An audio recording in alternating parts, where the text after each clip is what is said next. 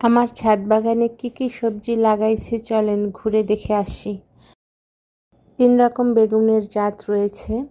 এটা হচ্ছে যে আপনার বাড়ি বিটি 4 বেগুন, আর এটা হলো চরকি বেগুন। আমাদের আঞ্চলিক ভাষায় এটাকে চরকি বেগুন বলে। ছোট ছোট সাইজের হয়, একটু সাদাটে কিন্তু খেতে অনেক মজার। প্রতিটা গাছের গোড়ায় আমি অর্গানিক সার হিসাবে বিভিন্ন সবজির খোসা এইভাবে দিয়েছি।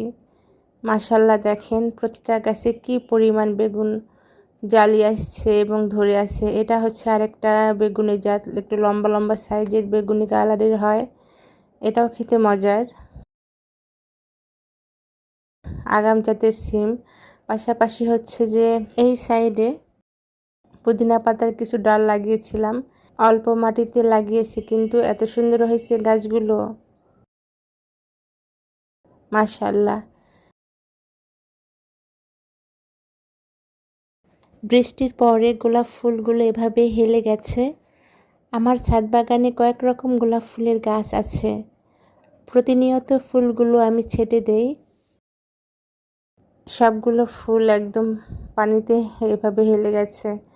আর এই পাশে লাগাইছি বরবটি গাছ। এটা হচ্ছে কেরালা জাতের সিম। টোটালি 3 রকম সিম গাছ লাগিয়েছি আমার ছাদ বাগানে, মাশাআল্লাহ।